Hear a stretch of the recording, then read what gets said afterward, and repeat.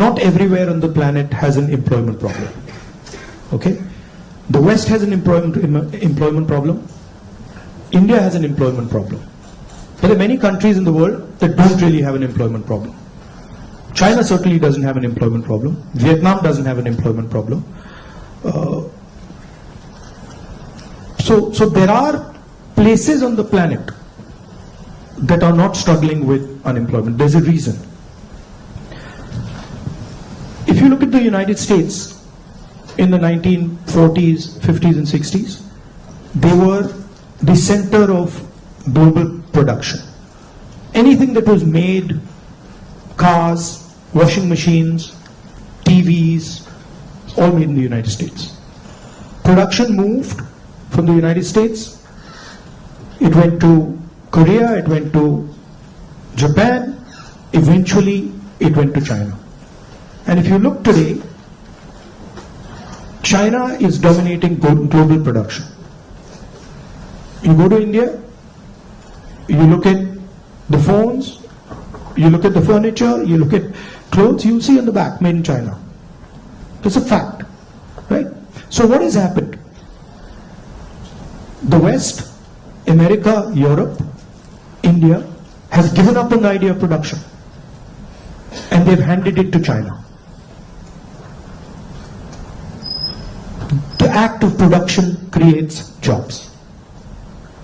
What we do, what the Americans do, what the West does, is we organize consumption. Okay? Uber is organizing consumption.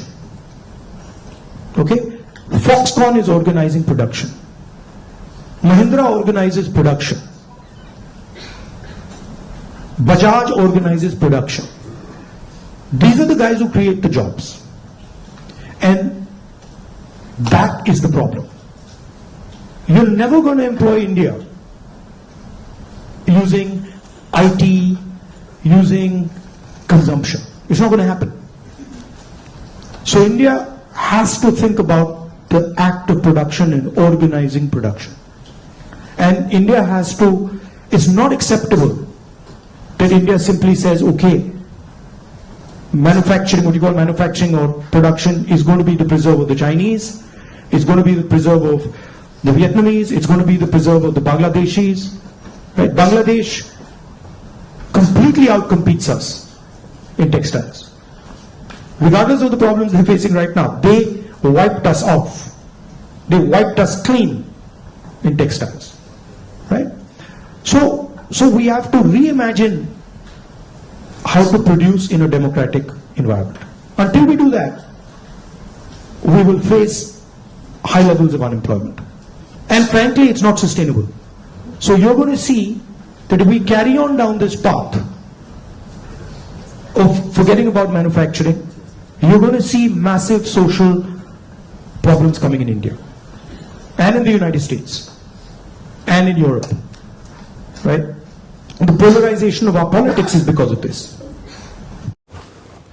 Of course, Mr. Modi has a central role in it. But I don't think it's only Mr. Modi.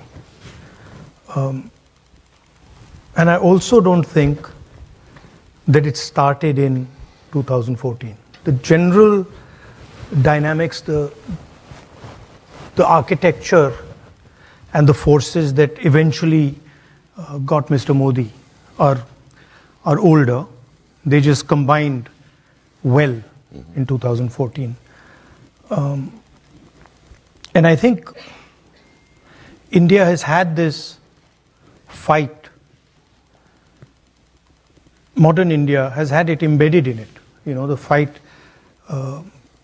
for and against the constitution. And that's really the heart of it. The idea that all Indians should be equal, all Indians should be valued and treated in the same way versus a hierarchy. And the idea that, there is a hierarchy in India, a caste hierarchy, and that should be defended at all costs. So this is the conflict, and it's not a new conflict. I mean, if you go back in Indian history, you can go back 1,000 years, 2,000 years, you'll see this conflict. And it's a philosophical battle and then it has its political structures. So